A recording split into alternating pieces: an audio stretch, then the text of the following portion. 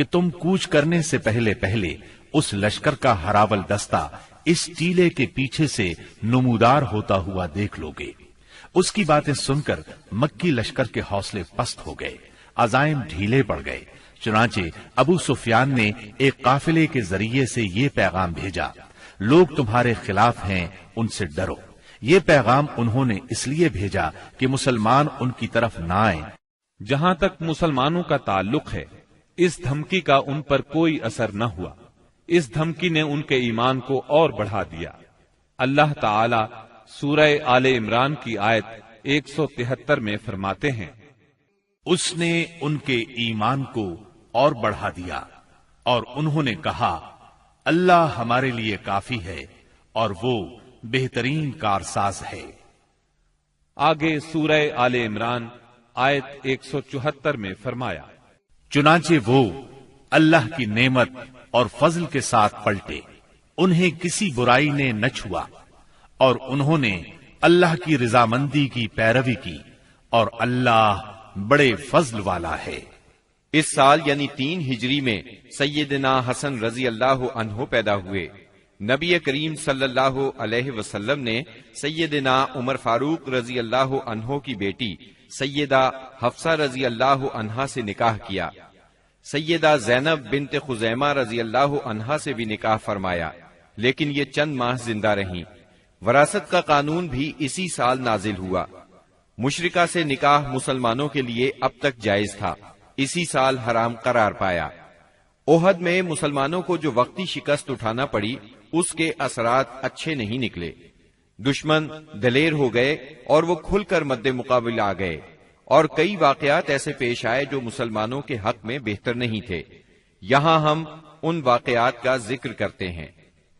अजल और कारा कबाइल के कुछ लोग रसूलुल्लाह सल्लल्लाहु अलैहि वसल्लम के पास आए और दरखास्त की, ए अल्लाह के रसूल, हमारे यहाँ इस्लाम का चर्चा है लेकिन दीन सिखाने वाला कोई नहीं, लिहाजा आप हमें दीन सिखाने और कुरान पढ़ाने के लिए कुछ लोगों को भेज दें।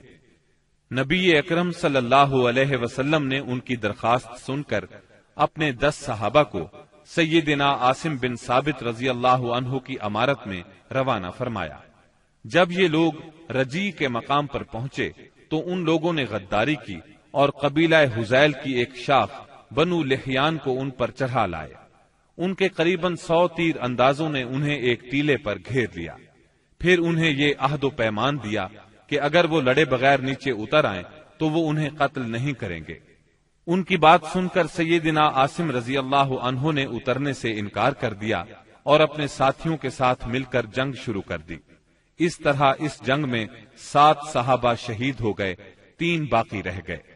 कुफार ने फिर वही अहद दिया, चुनाचे वो तीनों टीले से उतर आए, मगर कुफार ने बदअहदी की और उन्हें बांध लिया। इस पर उनमें से एक ने कहा, ये तुम्हारी पहली बदअहदी है, मैं तुम लोगों के साथ नहीं जाऊंगा। कुफ्फार ने उन्हें कत्ल कर दिया और बाकी 2 को मक्के ले चले। मक्के ले जाकर उन दोनों को बेच दिया। ये दोनों खुबैब बिन आदी और जैद बिन दसना रजी अल्लाह अन्हुमा थे। सैयदना खुबैब रजी अल्लाह अन्हु ने गज़वा बद्र में हारिस बिन आमिर बिन नौफल को कत्ल किया था, लिहाजा उन्हें कुछ अरसे तक कैद में रखकर तनईम ले जाया गया और कत्ल कर दिया गया। उन्होंने कत्ल से पहले 2 रकत नमाज अदा की और उन पर बद्दुआ की, फिर चंद अशार पढ़े। उनमें से 2 ये हैं, मैं मुसलमान मारा जाऊं तो मुझे कुछ परवाह नहीं कि अल्लाह की राह में किस पहलू पर कत्ल होता हूं, और ये तो अल्लाह की जात के लिए है, और अगर वो चाहे तो बोटी बोटी किए हुए आज़ा के जोड़ जोड़ में बरकत अता कर दे। इसके बाद अबू सुफियान ने खुबैब रजी अल्लाह अन्हु से कहा, क्या तुम्हें ये बात पसंद है कि तुम्हारे बदले मुहम्मद हमारे कब्जे में होते और हम उनकी गर्दन मारते और तुम अपने अहलो इयाल में होते? जवाब में उन्होंने फरमाया, अल्लाह की कसम, मुझे तो ये भी गवारा नहीं कि मैं अपने अहलो इयाल में होता और इसके बदले में मुहम्मद सल्लल्लाहु अलैहि वसल्लम को जहां आप हों वहां कोई कांटा चुभ जाता और वो आपको तकलीफ देता। یعنی میں تو اپنی جان بچانے کے بدلے میں انہیں کانٹا چبھنے کے برابر بھی تکلیف دینا گوارا نہیں کرتا۔ اور پھر اچانک حارث بن عامر کے بیٹے نے انہیں باپ کے بدلے میں قتل کر دیا۔ اب رہ گئے زید بن دسنہ، انہوں نے غزوہ بدر میں امیہ بن محرز کو قتل کیا تھا، چنانچہ انہیں اس کے بیٹے صفوان بن امیہ نے خرید کر قتل کیا۔ بعض کتب میں یوں ہے کہ یہ گفتگو ابو سفیان اور سیدنا خبیب رضی اللہ عنہ کے درمیان نہیں ہوئی تھی، بلکہ زید بن دسنہ سے ہوئی تھی۔ سیدنا عاصم بن ثابت رضی اللہ عنہ کی شہادت کے بعد قریش نے ان کا سر کاٹ لانے کے لیے اپنے کچھ لوگوں کو بھیجا۔ جب یہ لوگ لاش کے پاس پہنچے تو اللہ نے ان کی حفاظت کے لیے بھیڑوں کا جھنڈ بھیج دیا۔ ان بھیڑوں نے کفار کو ان کے نزدیک نہیں پھٹکنے دیا۔ دراصل سیدنا عاصم رضی اللہ عنہ نے شہادت سے پہلے یہ دعا کی تھی، اے اللہ یہ کفار میری لاش کو نہ چھونے پائیں۔ سو اللہ نے ان کی دعا قبول فرمائی اور لاش کی حفاظت کے لیے بھیڑوں کو بھیج دیا۔ سیدنا عمر رضی اللہ عنہ کو اس واقعے کی خبر ہوئی تو فرمایا کرتے تھے کہ اللہ مومن بندے کی حفاظت اس کی وفات کے بعد بھی کرتا ہے جیسے اس کی زندگی میں کرتا ہے۔ انہی دنوں اس قسم کا سانحہ بیر معونہ پر پیش آیا۔ یہ واقعہ رجی والے واقعے سے کہیں زیادہ المناک تھا۔ اس کا خلاصہ یہ ہے کہ ابو برا عامر بن مالک مدینہ طیبہ میں آیا اور خدمت نبوی میں حاضر ہوا۔ یہ ملائب الاسنہ کے لقب سے مشہور تھا۔ اس کا مطلب ہے نیزوں سے کھیلنے والا۔ آپ نے اسے اسلام کی دعوت دی۔ اس نے اسلام قبول نہ کیا، لیکن دوری بھی اختیار نہ کی، اور یہ امید ظاہر کی کہ اگر اہل نجد کے پاس تبلیغ کے لیے آدمی بھیج دیے جائیں تو وہ اسلام قبول کر لیں گے۔ اس نے یہ بھی کہا کہ آپ جن لوگوں کو بھیجیں گے وہ میری پناہ میں ہوں گے۔ چنانچہ رسول اللہ صلی اللہ علیہ وسلم نے 70 صحابہ کی جماعت اس کے ساتھ کر دی۔ یہ 70 کے 70 قرآن کے حافظ اور قاری تھے۔ انہوں نے بیر معونہ پر پڑاؤ ڈالا۔ سیدنا حرام بن ملحان رضی اللہ عنہ رسول اللہ صلی اللہ علیہ وسلم کا خط لے کر قبیلے کے سردار اللہ کے دشمن عامر بن طفیل کے پاس گئے۔ اس نے خط پڑھنے کی بجائے اپنے ایک آدمی کو اشارہ کیا کہ انہیں قتل کر دے۔ اس نے کمر کی طرف سے نیزے کا وار کیا، نیزہ آر پار ہو گیا۔ وہ یہ کہتے ہوئے گرے، رب کعبہ کی قسم میں کامیاب ہو گیا۔ پھر اس بدطینت نے فوراً ہی باقی صحابہ پر حملہ کرنے کے لیے بنو عامر کو آواز دی۔ وہ لوگ اس لیے نہ آئے کہ ابو برا عامر بن مالک نے مسلمانوں کو پناہ دی تھی۔ انہوں نے اس کی آواز پر کان نہ دھرے، چنانچہ اس نے بنو سلیم کو آواز دی۔ بنو سلیم اور اس کی چند شاخوں ریل، زکوان اور اسیہ نے آ کر صحابہ کرام رضی اللہ عنہم کا محاصرہ کر لیا اور سب کو شہید کر ڈالا۔ صرف کعب بن زید اور عمر بن امیہ زمری رضی اللہ عنہما بچ رہے۔ کعب بن زید تو زخمی تھے، ان لوگوں نے انہیں مردہ خیال کیا، چنانچہ انہیں بعد میں شہداء کے درمیان سے اٹھا لیا گیا۔ وہ زندہ رہے اور غزوہ خندق میں شہید ہوئے۔ عمر بن امیہ زمری منذر بن عقبہ کے ساتھ اونٹ چرانے کے لیے گئے ہوئے تھے۔ انہوں نے پڑاؤ کی جگہ پر پرندوں کو منڈلاتے دیکھا تو بھانپ گئے کہ کوئی سانحہ ہو گیا ہے۔ فوراً وہاں پہنچے۔ حالات دیکھ کر منذر بن عقبہ نے ان دشمنوں سے لڑ کر شہید ہونے کا فیصلہ کیا۔ چنانچہ وہ ان سے لڑے اور لڑتے لڑتے شہید ہو گئے۔ عمر بن امیہ کو قید کر لیا گیا۔ جب عامر بن طفیل کو بتایا کہ ان کا تعلق قبیلہ مزر سے ہے تو عامر نے ان کی پیشانی کے بال کٹوا کر اپنی ماں کی طرف سے انہیں آزاد کر دیا۔ اس کی ماں نے ایک گردن آزاد کرنے کی منت مانی تھی۔ عمر بن امیہ رضی اللہ عنہ مدینہ منورہ کی طرف روانہ ہوئے۔ راستے میں قرقرہ نامی ایک مقام پر پہنچے تو بنو کلاب کے 2 آدمی ملے۔ عمر بن امیہ رضی اللہ عنہ نے انہیں دشمن کے آدمی خیال کیا اور قتل کر دیا، حالانکہ ان کے پاس رسول اللہ صلی اللہ علیہ وسلم کی طرف سے عہد موجود تھا۔ چنانچہ جب یہ مدینہ منورہ پہنچے اور اس واقعے کی اطلاع دی تو رسول اللہ صلی اللہ علیہ وسلم نے فرمایا، تم نے 2 ایسے آدمیوں کو قتل کیا ہے جن کی دیت مجھے دینا ہوگی۔ اللہ کے رسول صلی اللہ علیہ وسلم کو واقعہ رجی اور بئر معونہ سے بہت رنج پہنچا۔ یہ دونوں حادثے ایک ہی مہینے یعنی صفر 4 ہجری میں پیش آئے تھے، اور کہا جاتا ہے کہ دونوں حادثات کی خبر آپ کو ایک ہی رات میں پہنچی تھی۔ آپ نے ان قاتلوں پر 30 دن تک نماز فجر میں بد دعا فرمائی، یہاں تک کہ اللہ نے ان شہداء کی طرف سے یہ پیغام نازل کیا، ہماری قوم کو ہماری طرف سے یہ بات پہنچا دیں کہ ہم اپنے رب سے ملے تو وہ ہم سے راضی ہے اور ہم اس سے راضی ہیں۔ اس کے بعد آپ نے قنوت ترک کر دی۔ عمر بن امیہ زمری رضی اللہ عنہ نے جب واپس آ کر بنو کلاب کے 2 آدمیوں کے قتل کی اطلاع دی تو رسول اللہ صلی اللہ علیہ وسلم چند صحابہ کے ساتھ بنو نذیر کے پاس تشریف لے گئے تاکہ معاہدے کے مطابق دونوں مقتولین کی دیت میں مدد کریں۔ انہوں نے آپ سے کہا، ابو القاسم ہم ایسا ہی کریں گے، آپ تشریف رکھیے، ہم آپ کی ضرورت پوری کیے دیتے ہیں۔ ان لوگوں نے آپ کو ایک دیوار کے نیچے بٹھایا، آپ دیوار سے ٹیک لگا کر بیٹھ گئے۔ ادھر یہود جمع ہوئے، ان پر شیطان سوار تھا۔ انہوں نے باہم مشورہ کیا اور کہا، ہم میں سے کون ہے جو اس بھاری پتھر کو اوپر لے جا کر آپ کے سر پر گرا دے؟ اس پر ایک بدبخت ترین یہودی عمرو بن جہاش اٹھا، اس نے کہا، یہ کام میں کروں گا۔ پھر اس نے پتھر اٹھایا اور اس کو اوپر کی طرف لے چلا۔ ادھر سیدنا جبرائیل علیہ السلام نے آ کر نبی صلی اللہ علیہ وسلم کو ان کے ارادے کی خبر کر دی۔ چنانچہ آپ تیزی سے اٹھے اور مدینہ منورہ چلے آئے۔ بعد میں صحابہ رضی اللہ عنہم بھی آپ سے آ ملے، آپ نے انہیں سازش سے آگاہ فرمایا۔ اس واقعے پر نبی کریم صلی اللہ علیہ وسلم نے محمد بن مسلمہ رضی اللہ عنہ کو بنو نذیر کے پاس بھیجا۔ ان کے ذریعے سے آپ نے یہود کو پیغام دیا، تم لوگ مدینے سے نکل جاؤ، اب تم یہاں نہیں رہ سکتے، تمہیں 10 دن کی مہلت ہے، اس کے بعد جو یہاں نظر آیا اس کی گردن مار دی جائے گی۔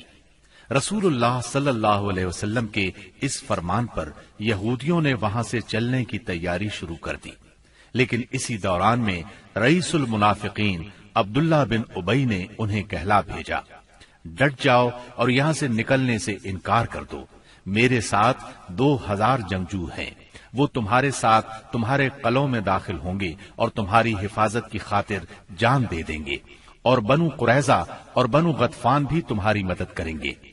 اس کا پیغام سن کر یہود نے اپنے اندر قوت اور مضبوطی محسوس کی اور رسول اللہ صلی اللہ علیہ وسلم سے کہلا بھیجا کہ ہم یہاں سے نہیں جائیں گے، آپ جو کر سکتے ہیں کر لیں۔ یہ سن کر رسول اللہ صلی اللہ علیہ وسلم نے کہا، اللہ اکبر۔ صحابہ رضی اللہ عنہم نے بھی مل کر کہا، اللہ اکبر۔ نبی صلی اللہ علیہ وسلم نے مدینہ منورہ کا انتظام سیدنا ابن ام مکتوم رضی اللہ عنہ کو سونپا اور جھنڈا سیدنا علی رضی اللہ عنہ کو مرحمت فرما کر بنو نذیر کے علاقے کا رخ کیا۔ وہاں پہنچ کر ان کا محاصرہ کر لیا۔ انہوں نے بھی اپنے قلعوں اور گڑھیوں میں پناہ لے لی اور اسلامی لشکر پر تیر اور پتھر برسانے لگے۔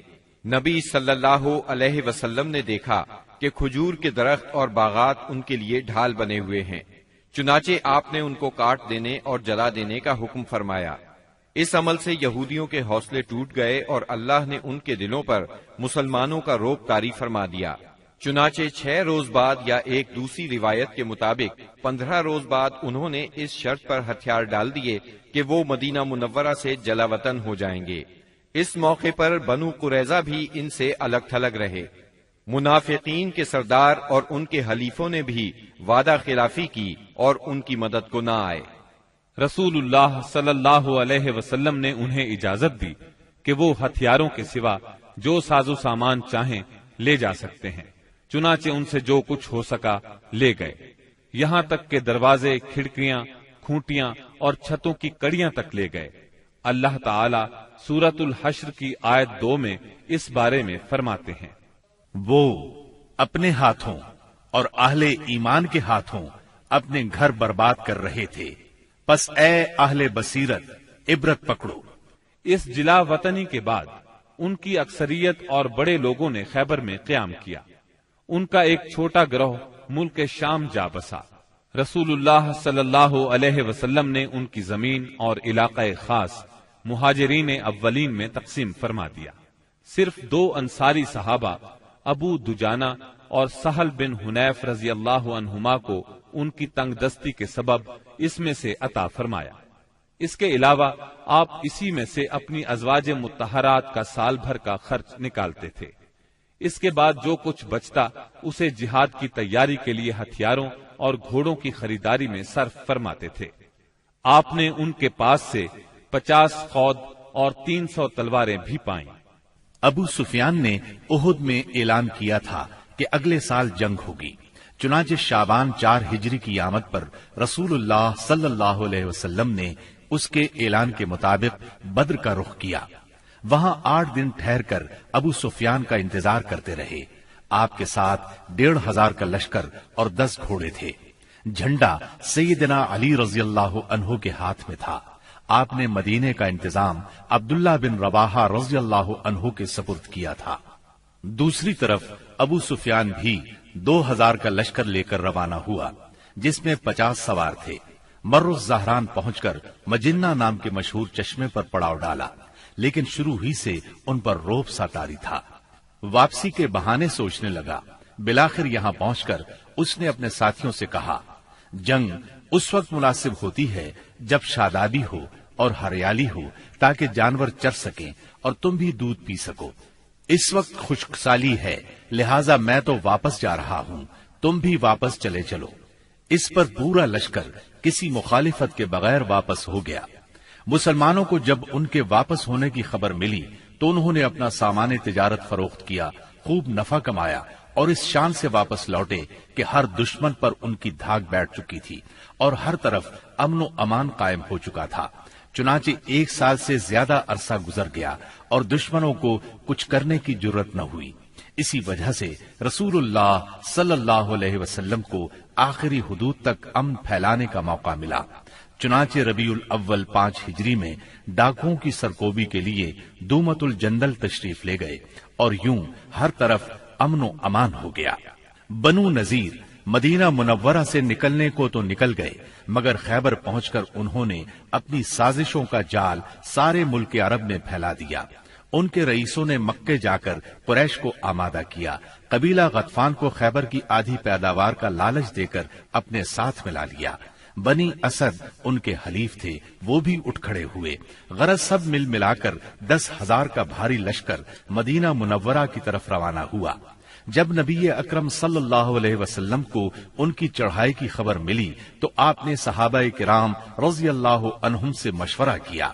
سیدنا سلمان فارسی رضی اللہ عنہ نے مشورہ دیا کہ شہر کے 3 اطراف میں دشوار گزار پہاڑ، مکانات اور کھجوروں کے گھنے باغات ہیں جو پناہ کا کام دیتے ہیں۔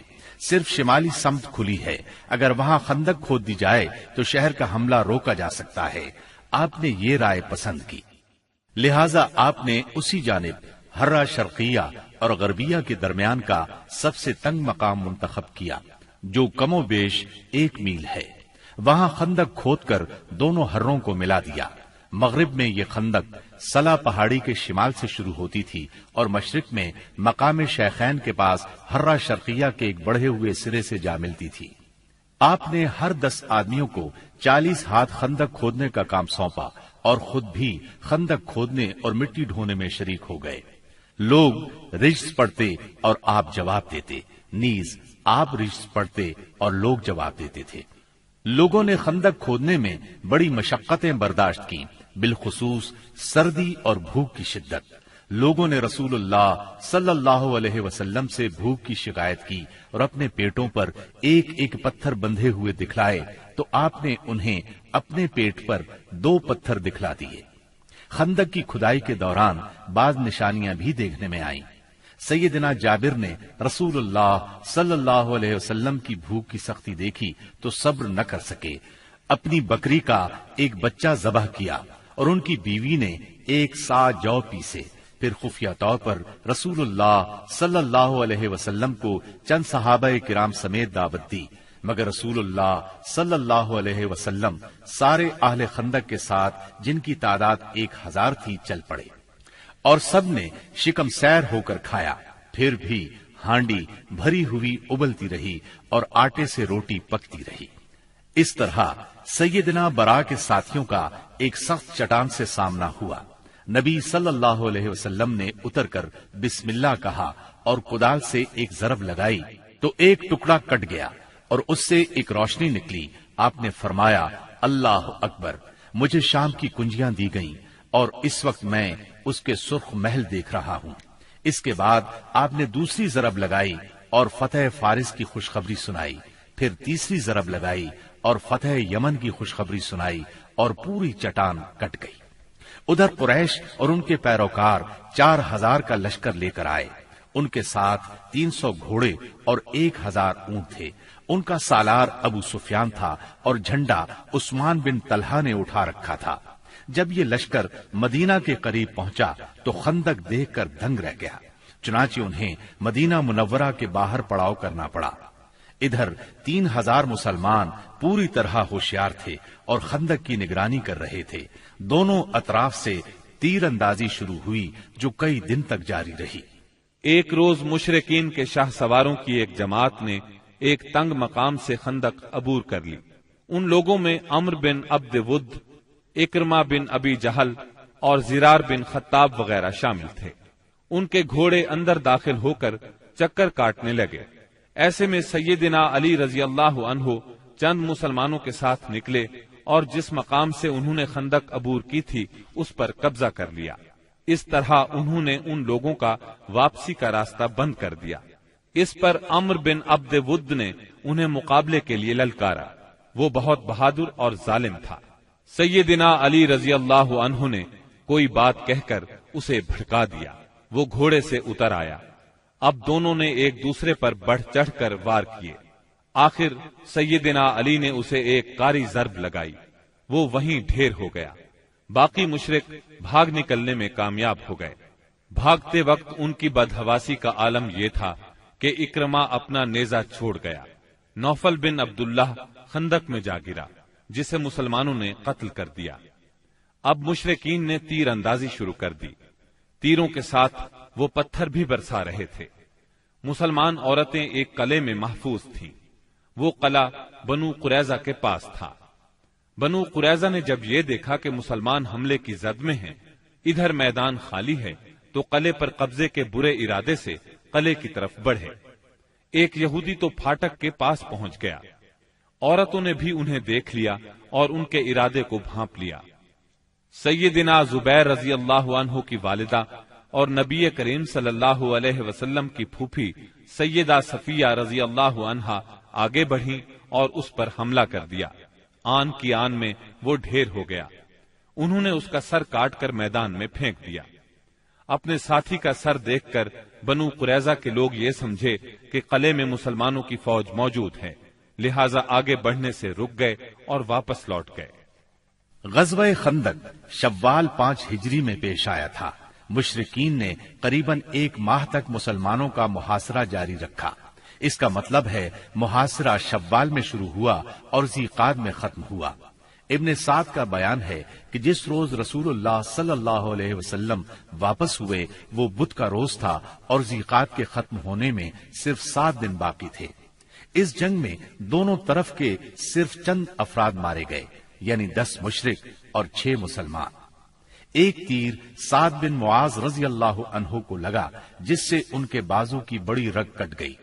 انہوں نے اللہ سے دعا کی کہ اگر قریش کی جنگ ابھی کچھ باقی ہے تو اس کے لیے انہیں زندہ رکھے، ورنہ اسی زخم کو ان کی موت کا سبب بنا دے. البتہ انہوں نے اپنی دعا میں یہ بھی کہا، یا اللہ مجھے موت نہ دے یہاں تک کہ بنو قریظہ سے میری آنکھیں ٹھنڈی ہو جائیں. خندق کی لڑائی دراصل جان اور مال کے نقصان کی جنگ نہیں تھی، بلکہ یہ جنگ اعصاب کی جنگ تھی. اس میں کوئی خون ریز معرکہ پیش نہیں آیا، لیکن پھر بھی یہ اسلامی تاریخ کی ایک فیصلہ کن جنگ تھی. اس جنگ کے نتیجے میں مشرکین کے حوصلے پست ہو گئے اور ان پر یہ بات واضح ہو گئی کہ وہ مسلمانوں کی اس چھوٹی سی جماعت کو جو مدینہ منورہ میں نشو نما پا رہی تھی ختم نہیں کر سکتے. وہ کیا عرب کی کوئی طاقت بھی انہیں ختم نہیں کر سکتی۔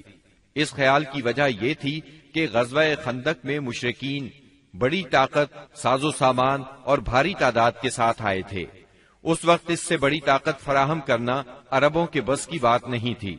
اس لیے رسول اللہ صلی اللہ علیہ وسلم نے احزاب سے واپسی کے بعد فرمایا، الآن نغزوهم ولا يغزونا نحن نسير إليهم۔ اب ہم ان پر چڑھائی کریں گے، وہ ہم پر چڑھائی نہیں کریں گے۔ اب ہمارا لشکر ان کی طرف جائے گا۔ نبی اکرم صلی اللہ علیہ وسلم غزوہ خندق سے واپس آنے کے بعد ابھی ہتھیار اور کپڑے اتار کر ام سلمہ رضی اللہ عنہا کے گھر میں غسل کر کے فارغ ہی ہوئے تھے کہ جبرائیل علیہ السلام تشریف لے آئے اور بنو قریظہ کی طرف نکلنے کا حکم دیتے ہوئے فرمایا، میں آگے آگے جا رہا ہوں، ان قلعوں میں زلزلہ برپا کروں گا اور ان کے دلوں میں روب ڈالوں گا۔ یہ کہہ کر وہ فرشتوں کے ساتھ روانہ ہو گئے۔ ادھر رسول اللہ صلی اللہ علیہ وسلم نے لوگوں میں منادی کرائی کہ جو شخص سن رہا ہے اور اطاعت پر قائم ہے وہ عصر کی نماز بنو قریظہ میں پڑھے۔ اس کے بعد آپ نے مدینہ منورہ کا انتظام ابن ام مکتوم رضی اللہ عنہ کو سونپا اور سیدنا علی رضی اللہ عنہ کو جنگ کا علم دے کر ہراول دستے کے طور پر ایک جماعت کے ساتھ آگے روانہ فرمایا۔ بنو قریظہ نے انہیں دیکھا تو نبی کریم صلی اللہ علیہ وسلم کو برا بھلا کہنے لگے، مذاق اڑانے لگے۔ ادھر اعلان سن کر مسلمان بھی جھٹ پٹ تیار ہوئے اور نکل پڑے۔ بعض لوگ ابھی راستے میں تھے کہ عصر کا وقت ہو گیا، چنانچہ کچھ لوگوں نے وہیں نماز پڑھ لی اور کچھ نے بنو قریظہ پہنچ کر نماز پڑھی۔ رسول اللہ صلی اللہ علیہ وسلم بھی مہاجرین اور انصار کے ساتھ نکلے۔ آپ نے بنو قریظہ کے دیار میں پہنچ کر انا نامی کنویں پر پڑاؤ ڈالا۔ اللہ تعالیٰ نے بنو قریظہ کے دلوں پر ایسا روب طاری کیا کہ وہ اپنے قلعوں اور گڑھیوں سے نکل ہی نہ سکے۔ انہیں لڑائی کی جرت نہ ہوئی۔ مسلمانوں نے بھی سختی سے محاصرہ جاری رکھا۔ جب یہود نے دیکھا کہ محاصرہ طول پکڑتا جا رہا ہے تو چاہا کہ اپنے بعض مسلمان حلیفوں سے مشورہ کریں۔ چنانچہ انہوں نے رسول اللہ صلی اللہ علیہ وسلم سے درخواست کی کہ وہ ابو لبابہ کو بھیج دیں تاکہ ان سے مشورہ کر لیا جائے۔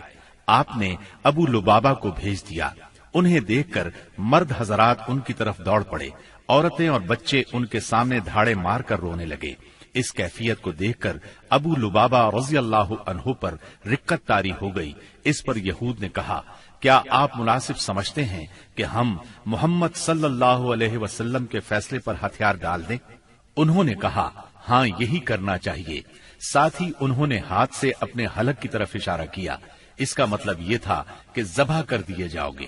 تاہم انہیں فوراً ہی احساس ہوا کہ یہ اشارہ کر کے انہوں نے اللہ اور اس کے رسول صلی اللہ علیہ وسلم سے خیانت کی ہے۔ چنانچہ وہاں سے واپس لوٹے تو سیدھے مسجد نبوی میں پہنچے، خود کو ایک ستون سے باندھ لیا اور قسم کھائی، اب مجھے اللہ کے رسول صلی اللہ علیہ وسلم ہی اپنے ہاتھ مبارک سے کھولیں گے۔ رسول اللہ صلی اللہ علیہ وسلم کو اس کی اطلاع ہوئی تو آپ نے فرمایا، اگر وہ میرے پاس آ گئے ہوتے تو میں ان کے لیے مغفرت کی دعا کر دیتا، لیکن جب وہ یہ کام کر بیٹھے ہیں تو ہم بھی انہیں چھوڑے رکھیں گے یہاں تک کہ اللہ ہی ان کے بارے میں فیصلہ فرما دے۔ ادھر محاصرے نے مزید طول پکڑا تو بنو قریظہ کے حوصلے بالکل پست ہو گئے۔ چنانچہ 25 روز کے بعد انہوں نے اپنے آپ کو رسول اللہ صلی اللہ علیہ وسلم کے حوالے کر دیا اور کہا، آپ ہمارے بارے میں جو فیصلہ مناسب سمجھیں وہ کریں۔ آپ نے مردوں کو باندھ لیا، عورتوں اور بچوں کو علیحدہ کر لیا۔ اس پر قبیلہ اوس کے لوگوں نے عرض کیا، یہ ہمارے حلیف ہیں، ان پر رحم فرمائیں، جس طرح خزرج کے حلیفوں بنو قینقاع پر احسان فرمایا تھا۔ آپ نے فرمایا، کیا آپ لوگ اس بات پر راضی ہیں کہ آپ کے بارے میں آپ ہی کا ایک آدمی فیصلہ کر دے؟ انہوں نے کہا، کیوں نہیں، ہمیں یہ بات منظور ہے۔ آپ نے سیدنا سعد بن معاذ رضی اللہ عنہ کو بلوا بھیجا۔ انہیں غزوہ خندق میں زخم لگا تھا، اس کی وجہ سے وہ مدینہ منورہ میں تھے۔ انہیں گدھے پر سوار کر کے لایا گیا۔ جب یہ رسول اللہ صلی اللہ علیہ وسلم کے قریب پہنچے تو آپ نے فرمایا، اپنے سردار کی طرف اٹھو۔ چنانچہ یہ لوگ اٹھ کر ان کے استقبال کے لیے گئے۔ انہیں دونوں طرف سے گھیر لیا اور کہنے لگے، سعد اپنے حلیفوں کے بارے میں حسن سلوک کیجیے گا۔ سیدنا سعد رضی اللہ عنہ خاموش تھے، انہوں نے ان کی بات کا کوئی جواب نہ دیا۔ جب لوگوں نے بہت زور دیا تو بولے، اب وقت آ گیا ہے، سعد کو اللہ تعالی کے بارے میں کسی ملامت کرنے والے کی ملامت کی پرواہ نہیں۔ یہ سن کر بعض لوگ وہیں سے مدینہ منورہ کی طرف پلٹ آئے اور قیدیوں کی موت کا اعلان کر دیا۔ جب سیدنا سعد رضی اللہ عنہ اترے اور انہیں بتایا گیا کہ بنو قریظہ ان کی ثالثی پر رضامند ہیں تو انہوں نے فیصلہ سنایا، مردوں کو قتل کر دیا جائے، عورتوں اور بچوں کو قیدی بنا لیا جائے اور اموال تقسیم کر دیے جائیں۔ رسول اللہ صلی اللہ علیہ وسلم نے فرمایا، تم نے ان کے بارے میں وہی فیصلہ کیا ہے جو 7 آسمانوں کے اوپر سے اللہ تعالی کا فیصلہ ہے۔ یہ فیصلہ یہودی شریعت کے مطابق تھا، بلکہ ان کی شریعت کے فیصلے کے مقابلے میں زیادہ رحم اور نرمی پر مبنی تھا۔ سیدنا سعد رضی اللہ عنہ کے اس فیصلے کے بعد بنو قریظہ کو مدینہ منورہ لایا گیا اور بنو نجار کی ایک عورت کے گھر میں قید کر دیا گیا۔ یہ حارث کی بیٹی تھی۔ اس کے بعد مدینہ منورہ کے بازار میں خندقیں کھودی گئیں، پھر انہیں ایک ایک گروہ کر کے لے جایا گیا اور ان خندقوں میں ان کی گردنیں ماری گئیں۔ ان کی تعداد 400 کے قریب تھی۔ یہ بھی کہا جاتا ہے کہ 6 اور 700 کے درمیان تھی۔ انہی کے ساتھ بنو نذیر کا سردار حیی بن اخطب بھی مارا گیا۔ یہ یہود کے ان 20 سرداروں میں سے تھا جنہوں نے قریش اور غطفان کو غزوہ احزاب کے لیے تیار کیا تھا۔ پھر بنو قریظہ کے پاس آ کر انہیں عہد شکنی پر اکسایا تھا، یہاں تک کہ انہوں نے مسلمانوں کی زندگی کے مشکل ترین اوقات میں ان کے ساتھ غداری کی تھی، اور غداری کرتے وقت حیی بن اخطب سے یہ شرط لگائی تھی کہ یہ بھی ان کے ساتھ رہے گا اور جو حشر ان کا ہوگا وہی اس کا بھی ہوگا۔ چنانچہ محاصرہ ختم ہونے اور ہتھیار ڈال دینے کے بعد یہ بھی ان کے ساتھ قتل کر دیا گیا۔ جب بنو قریظہ کا کام تمام ہو گیا تو بندہ صالح سیدنا سعد بن معاذ رضی اللہ عنہ کی دعا قبول ہو گئی۔ وہ مسجد نبوی کے ایک خیمے میں تھے تاکہ نبی صلی اللہ علیہ وسلم قریب ہی سے ان کی عیادت کر لیا کریں۔ ایک دن ان کے اوپر سے ایک بکری گزر گئی، اس سے ان کا زخم تازہ ہو گیا اور ہنسلی کی ہڈی کے پاس سے خون بہ نکلا۔ اس قدر خون جاری ہوا کہ ان کی موت واقع ہو گئی۔ ان کا جنازہ مسلمانوں کے ساتھ ساتھ فرشتوں نے بھی اٹھایا اور ان کی موت پر رحمان کا عرش لرز اٹھا۔ ادھر ابو لبابہ رضی اللہ عنہ پر 6 راتیں گزر چکی تھیں۔ نماز کے لیے ان کی بیوی انہیں کھول دیتی تھی، اس کے بعد وہ پھر خود کو ستون سے باندھ لیتے تھے۔ آخر سیدہ ام سلمہ رضی اللہ عنہا کے گھر میں ان کی توبہ نازل ہوئی۔ سیدہ ام سلمہ رضی اللہ عنہا نے انہیں بشارت دی تو لوگ انہیں کھولنے کے لیے دوڑ پڑے، لیکن انہوں نے ان سب کو روک دیا اور کہا، رسول اللہ صلی اللہ علیہ وسلم کے سوا مجھے کوئی نہ کھولے۔ آخر نبی کریم صلی اللہ علیہ وسلم نماز فجر کے لیے نکلے تو انہیں کھول دیا۔ غزوہ بنو قریظہ کے بعد مسلمانوں نے اور کئی فوجی کاروائیاں انجام دی۔ ان میں اہم کاروائیاں یہ ہیں: سمامہ بن اسال نبی صلی اللہ علیہ وسلم کو اور آپ کے لائے ہوئے دین کو سخت ناپسند کرتے تھے، چنانچہ محرم 6 ہجری میں مسلمہ کذاب کے حکم سے بھیس بدل کر نبی صلی اللہ علیہ وسلم کو قتل کرنے نکلے۔ ادھر نبی صلی اللہ علیہ وسلم نے محمد بن مسلمہ رضی اللہ عنہ کو 30 سواروں کے ساتھ زریہ کے اطراف میں بھیجا تھا تاکہ بنی بکر بن کلاب کو تنبیہ کریں۔ زریہ بصرہ کے راستے میں مدینہ منورہ سے 7 رات کے فاصلے پر واقع ہے۔ ان سواروں نے واپس آتے ہوئے سمامہ بن اسال کو دیکھ لیا، انہیں ان پر شک گزرا، چنانچہ گرفتار کر کے مدینہ منورہ لے آئے اور مسجد کے ایک ستون سے باندھ دیا۔ نبی کریم صلی اللہ علیہ وسلم وہاں سے گزرے تو فرمایا، سمامہ تمہارے نزدیک کیا ہے؟ انہوں نے کہا، اے محمد، میرے نزدیک خیر ہے، اگر قتل کرو گے تو ایک خون والے کو قتل کرو گے، اگر احسان کرو گے تو ایک قدردان پر احسان کرو گے، مال چاہتے ہو تو مانگو، جو چاہو گے دیا جائے گا۔ نبی صلی اللہ علیہ وسلم ان کی بات سن کر مسکرا دیے اور انہیں ان کے حال پر چھوڑ کر آگے بڑھ گئے۔ دوسرے دن نبی کریم صلی اللہ علیہ وسلم پھر اس طرف سے گزرے تو آپ نے فرمایا، سمامہ تمہارا کیا حال ہے؟ وہ بولے، میں ٹھیک ہوں۔ اگر قتل کرو گے تو ایک قصاص والے کو قتل کرو گے، اگر احسان کرو گے تو ایک قدردان پر احسان کرو گے، اگر مال چاہتے ہو تو مانگو، جو چاہو گے دیا جائے گا۔ آپ ان کی بات سن کر مسکرائے اور آگے بڑھ گئے۔ تیسرے دن پھر یہی گفتگو ہوئی۔ اس روز آپ نے فرمایا، سمامہ کو چھوڑ دو۔ صحابہ کرام رضی اللہ عنہم نے انہیں چھوڑ دیا۔ اس کے بعد انہوں نے غسل کیا اور مسلمان ہو گئے۔ اسلام لانے کے بعد وہ بولے، اللہ کی قسم، اسلام لانے سے پہلے روئے زمین پر کوئی چہرہ میرے نزدیک آپ کے چہرے سے زیادہ قابل نفرت نہیں تھا، لیکن اب آپ کا چہرہ میرے نزدیک روئے زمین پر سب سے زیادہ محبوب ہو گیا ہے، اور اللہ کی قسم، روئے زمین پر کوئی دین میرے نزدیک آپ کے دین سے زیادہ ناپسندیدہ نہیں تھا، مگر اب آپ کا دین میرے نزدیک تمام ادیان سے زیادہ پسندیدہ ہو گیا ہے۔ واپسی پر سیدنا سمامہ رضی اللہ عنہ عمرے کے لیے مکہ گئے تو قریش نے انہیں اسلام لانے پر ملامت کی۔ اس پر وہ بولے، اللہ کی قسم، تمہارے پاس یمامہ سے گندم کا ایک دانہ بھی نہیں آئے گا جب تک رسول اللہ صلی اللہ علیہ وسلم اس کی اجازت نہ دے دیں۔ چنانچہ واپسی پر انہوں نے اہل مکہ کے لیے گندم فروخت کرنے کی ممانعت کر دی، جس سے وہ مشکل میں پڑ گئے، یہاں تک کہ انہوں نے نبی صلی اللہ علیہ وسلم کو خط لکھا، اس میں اپنی قرابت کا واسطہ دیا اور درخواست کی کہ آپ سمامہ کو لکھ دیں، وہ گندم فروخت کرنے کی اجازت دے دیں۔ آپ نے سمامہ رضی اللہ عنہ کو لکھ دیا۔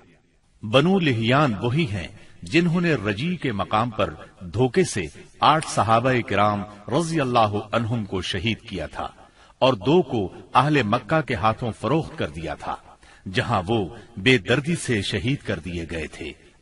یہ لوگ حجاز کے بہت اندر عصفان کی حدود میں آباد تھے، اسی لیے نبی صلی اللہ علیہ وسلم نے ان سے انتقام لینے میں قدر تاخیر سے کام لیا۔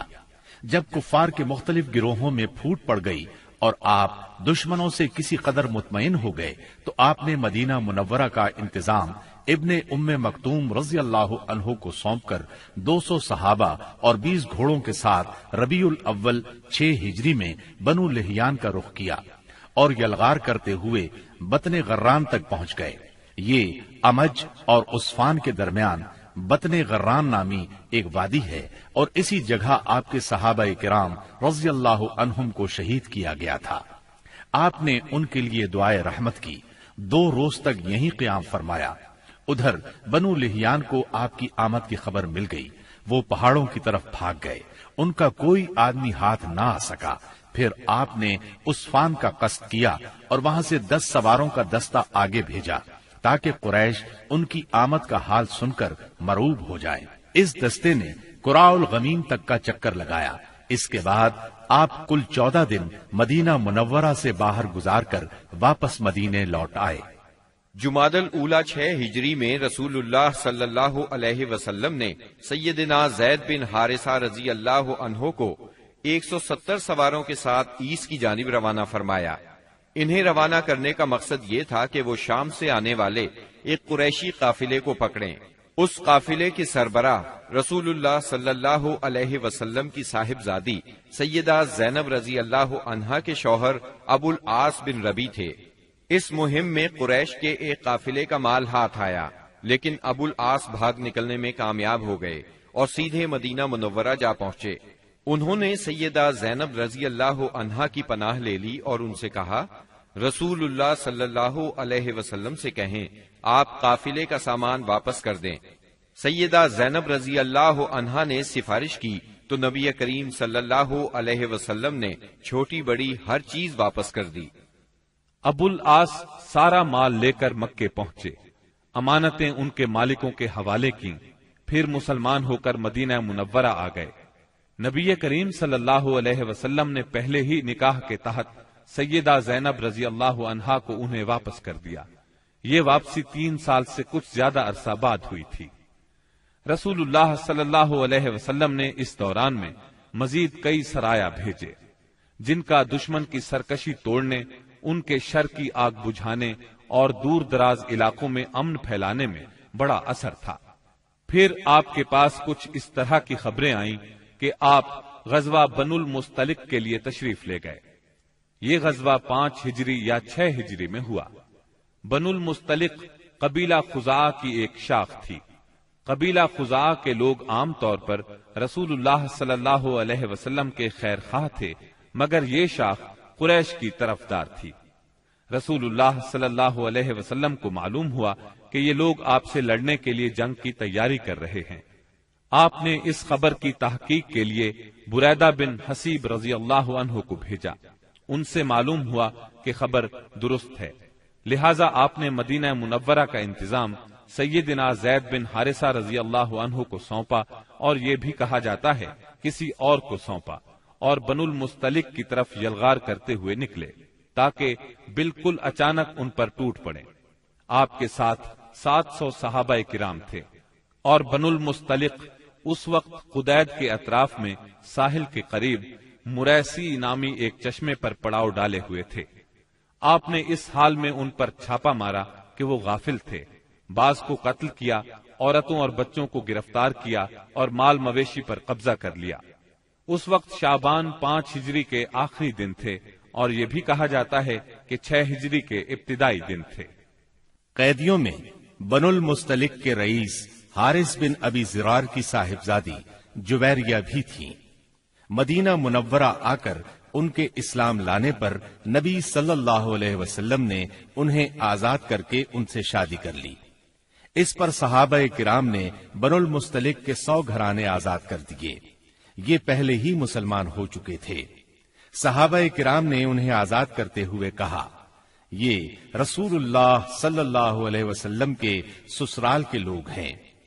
اس طرح ام المومنین سیدہ جویریہ رضی اللہ عنہا اپنی قوم کے لیے نہایت عظیم اور برکت والی خاتون ثابت ہوئیں۔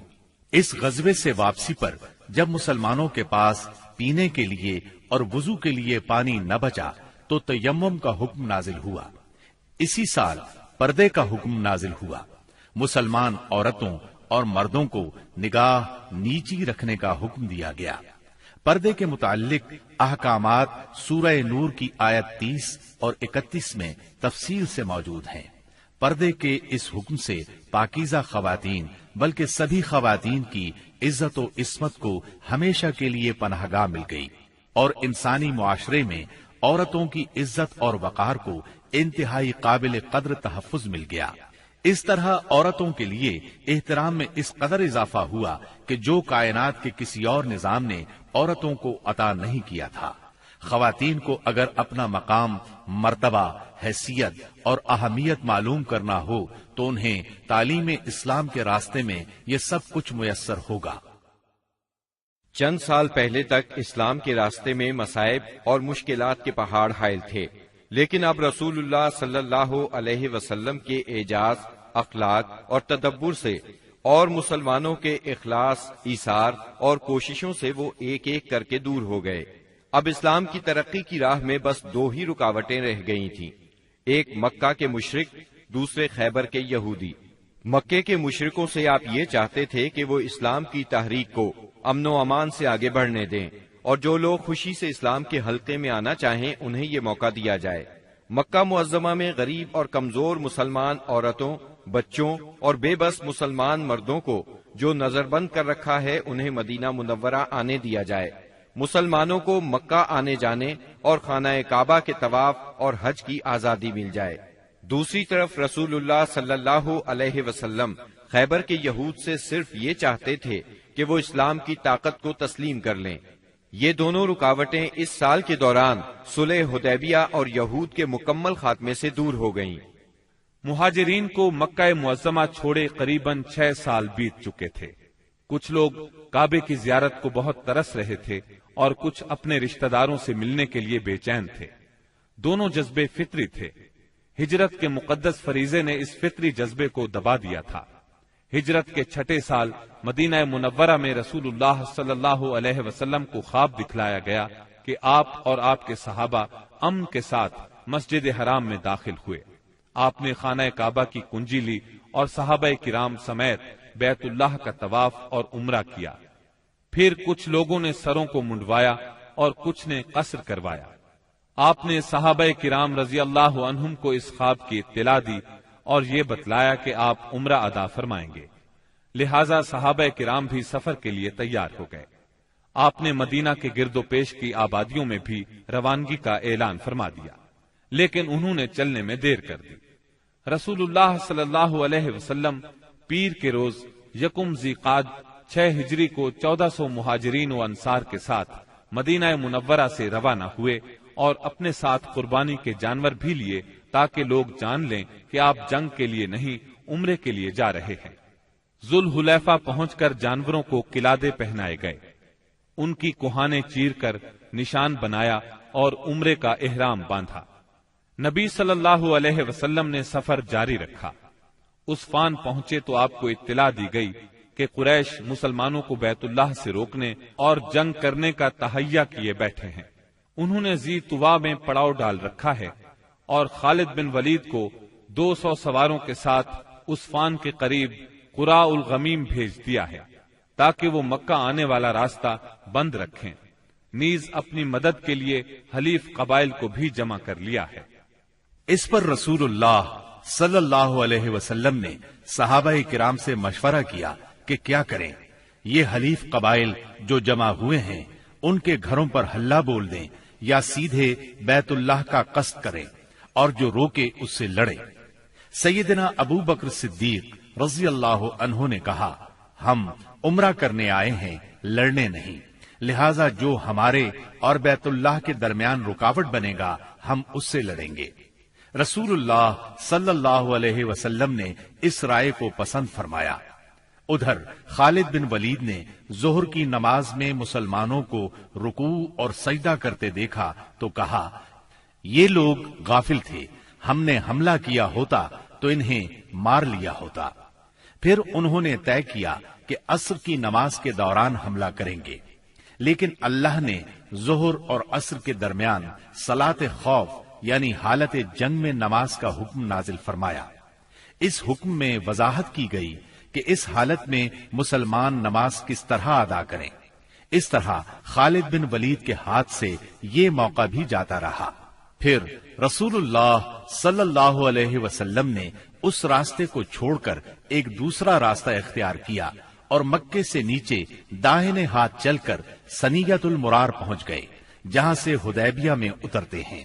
وہاں پہنچے تو آپ کی اونٹنی بیٹھ گئی، لوگوں نے اسے اٹھانے کی کوشش کی تو بھی نہ اٹھی۔ اب لوگوں نے کہا، قصوا اڑ گئی ہے۔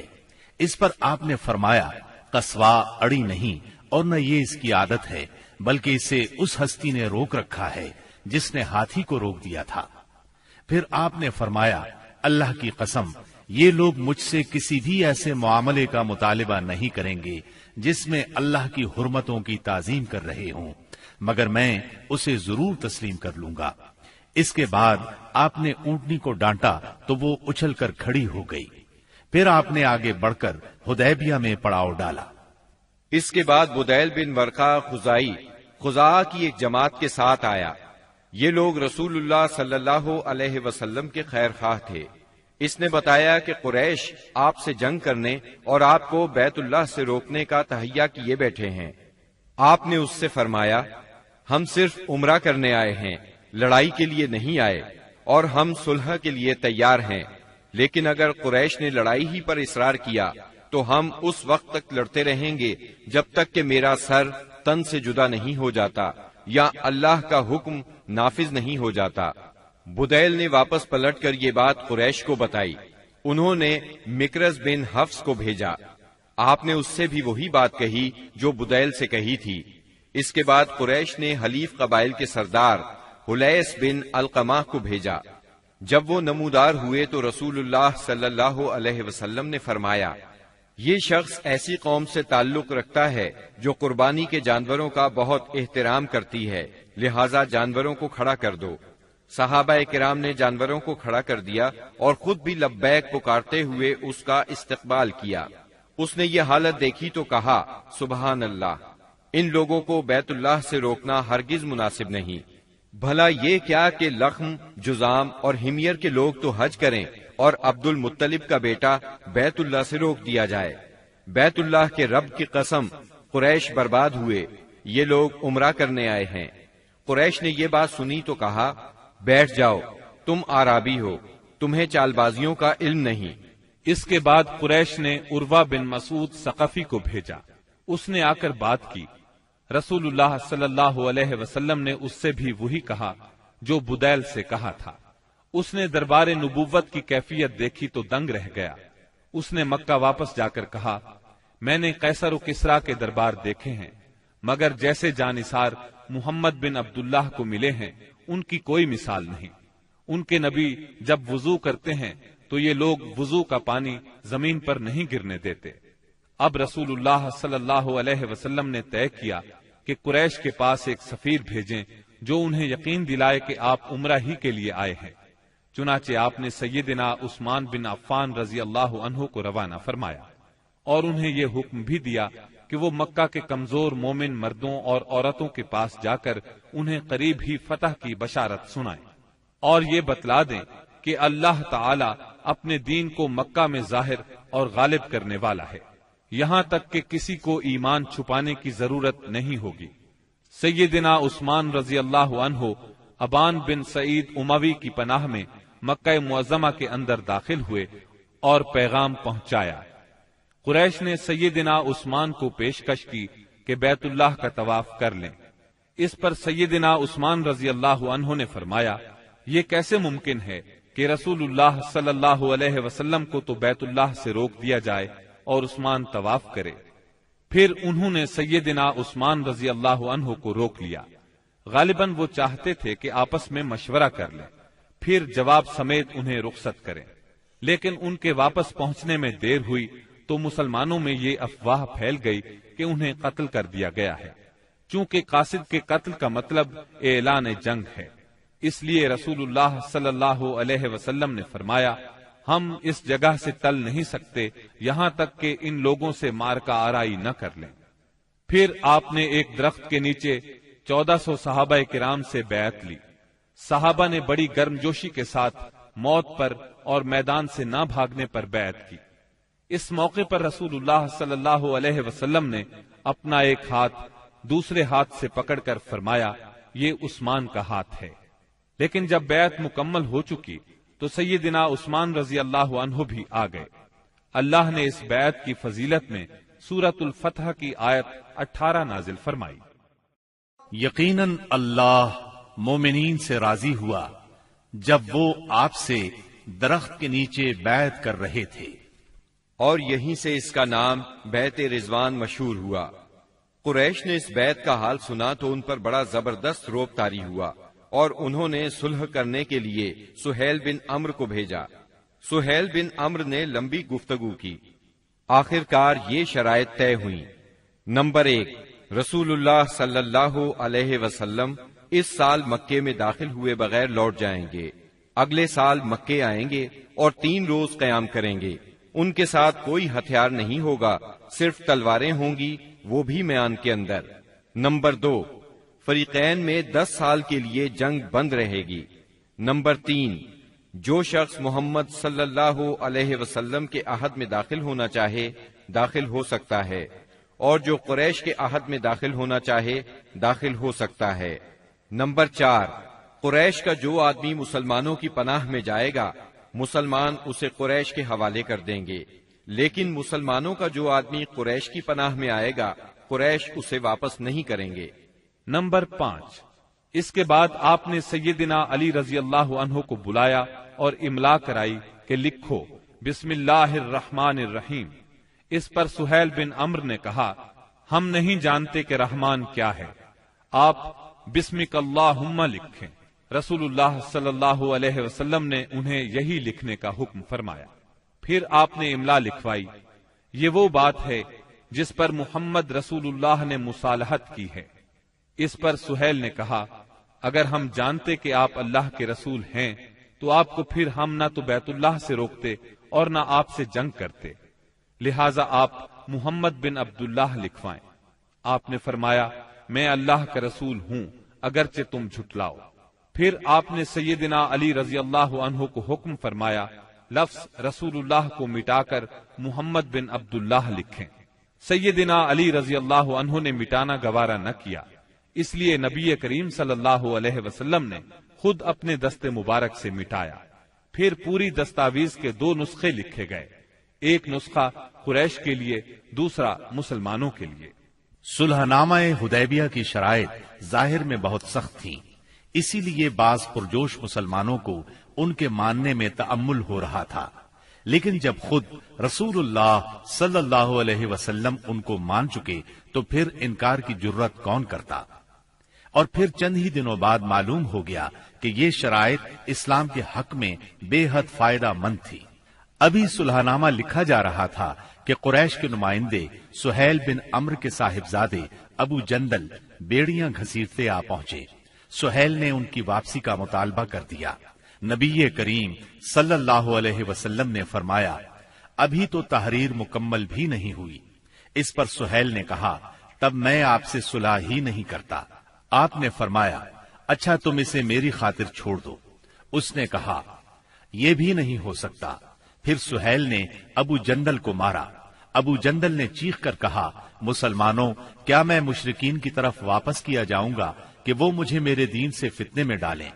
اس پر اللہ کے رسول صلی اللہ علیہ وسلم نے فرمایا صبر کرو اور ثواب کا باعث سمجھو، اللہ تمہارے لیے اور تمہارے علاوہ جو دوسرے کمزور مسلمان ہیں ان سب کے لیے کشادگی اور پناہ کی جگہ بنائے گا۔ ہم نے مشرکین سے صلح کر لی ہے اور ہم نے ان کو اور انہوں نے ہم کو اس پر اللہ کا عہد دے رکھا ہے، اس لیے ہم بدعہدی نہیں کر سکتے۔ اس صلح کا اثر اسلامی دعوت کی رفتار پر بہت اچھا ہوا۔ عام عرب سے ملنے اور انہیں اللہ کی دعوت دینے کا موقع مسلمانوں کے ہاتھ لگا، چنانچہ لوگ بکثرت اسلام میں داخل ہوئے اور صرف 2 سال میں مسلمانوں کی تعداد اتنی ہو گئی کہ 19 برسوں میں نہیں ہوئی تھی۔ اکابرین قریش جو کہ قریش کا نچوڑ تھے، یعنی عمرو بن عاص، خالد بن ولید اور عثمان بن طلحہ جیسے حضرات اپنی رغبت اور مرضی سے مسلمان ہونے کے لیے خدمت نبوی میں حاضر ہوئے، اسلام پر بیعت کی اور اس کے راستے میں جان، مال، صلاحیت، طاقت اور اپنا سب کچھ قربان کرنے کا معاہدہ کیا۔ تب آپ نے فرمایا مکہ نے اپنے جگر گوشوں کو ہمارے حوالے کر دیا۔ محرم 7 ہجری میں رسول اللہ صلی اللہ علیہ وسلم نے خیبر کا قصد فرمایا۔ اس موقع پر ان لوگوں نے بھی اجازت مانگی جو حدیبیہ کے موقع پر پیچھے رہ گئے تھے۔ آپ نے اعلان فرمایا میرے ساتھ وہی روانہ ہو جسے جہاد کی خواہش ہو، رہا مال غنیمت تو اس میں سے کچھ نہیں ملے گا۔ اس کے نتیجے میں آپ کے ساتھ بیت رضوان والے 1400 اصحاب ہی روانہ ہوئے۔ آپ نے مدینے کا انتظام سبا ارفتا بن غفاری رضی اللہ عنہ کو سونپا، پھر خیبر جانے والے جانے پہچانے راستے پر چل پڑے۔ قریباً نصف راستہ طے کرنے کے بعد آپ نے ایک دوسرا راستہ اختیار فرمایا جو ملک شام کی جانب سے خیبر پہنچاتا تھا۔ اس سے آپ کا مقصد یہ تھا کہ یہودیوں کے لیے ملک شام کی طرف بھاگنے کا راستہ بند کر دیں۔ آپ نے سفر کی آخری رات خیبر کے پاس گزاری، مگر یہودی بے خبر رہے۔ پھر فجر کی نماز اندھیرے میں پڑھی اور سوار ہو کر خیبر کا رخ کیا۔ ادھر یہود بے خبری میں اپنے پھاوڑے اور ٹوکریاں وغیرہ لے کر اپنی زمینوں کی طرف نکلے۔ انہوں نے اچانک لشکر کو سامنے دیکھا تو چیختے ہوئے بھاگے۔ اللہ کی قسم محمد لشکر سمیت آ گئے۔ نبی صلی اللہ علیہ وسلم نے فرمایا اللہ اکبر، خیبر تباہ ہوا۔ جب ہم کسی قوم کے میدان میں اتر پڑتے ہیں تو ڈرائے ہوئے لوگوں کی صبح بری ہو جاتی ہے۔ خیبر مدینہ منورہ سے 171 کلومیٹر شمال میں واقع ہے۔ اس وقت اس کی آبادی 3 حصوں میں بٹی ہوئی تھی، ایک نطات، دوسرے قتیبہ اور تیسرے شق۔ نطات میں 3 قلعے تھے، حصن نائم، حصن صعب بن معاذ اور حصن قلعہ زبیر۔ شق میں 2 قلعے تھے، حصن ابی اور حصن نزار۔ اور قتیبہ میں 3 قلعے تھے، حصن قموس، حصن وتیح، حصن سلالم۔ ان کے علاوہ خیبر میں مزید قلعے اور گڑھیاں بھی تھیں، مگر وہ چھوٹی تھیں اور طاقت اور حفاظت میں ان کے ہم پلہ نہیں تھی۔ رسول اللہ صلی اللہ علیہ وسلم نے نطاط کے قلعوں کے مشرق میں تیروں کی پہنچ سے دور پڑاؤ ڈالا اور حصن نائم کے محاصرے سے جنگ کا آغاز کیا۔ یہ بہت بلند، محفوظ اور مشکل چڑھائی والا قلعہ تھا اور یہود کی پہلی دفاعی لائن کی حیثیت رکھتا تھا۔ اسی میں ان کا شاہزور بہادر مرحب بھی تھا۔ یہ 1000 مردوں کے برابر مانا جاتا تھا۔ چند روز تک فریقین میں تیر اندازی ہوئی، پھر رسول اللہ صلی اللہ علیہ وسلم نے فتح کی بشارت دیتے ہوئے فرمایا، کل میں جھنڈا ایسے شخص کو دوں گا جو اللہ اور اس کے رسول صلی اللہ علیہ وسلم سے محبت رکھتا ہے اور جس سے اللہ اور اس کے رسول محبت کرتے ہیں۔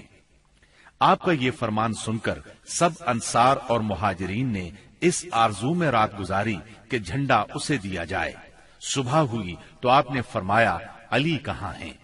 صحابہ کرام نے بتایا، ان کی آنکھ آئی ہوئی ہے۔ آپ نے انہیں بلا بھیجا، وہ لائے گئے۔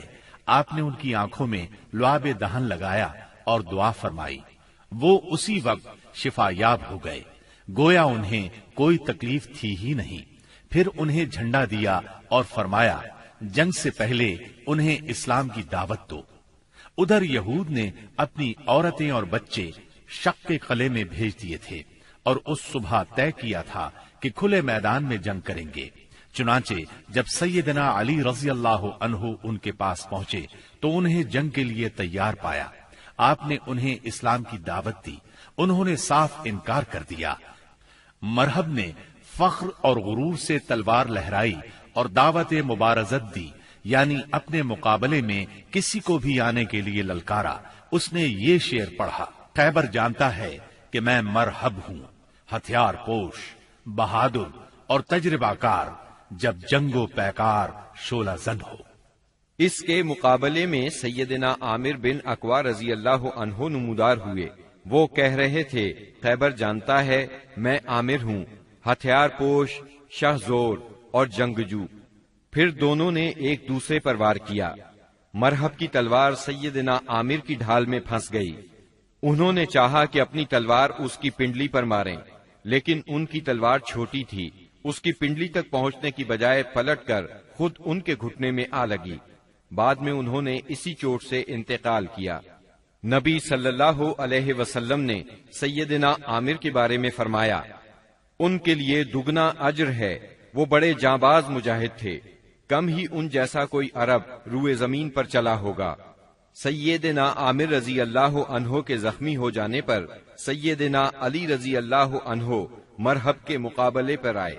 آپ یہ شعر پڑھ رہے تھے، یعنی میں وہ شخص ہوں کہ میری ماں نے میرا نام حیدر یعنی شیر رکھا ہے، جنگل کے شیر کی طرح خوفناک، میں انہیں سا کے بدلے نیزے کی ناپ پوری کروں گا۔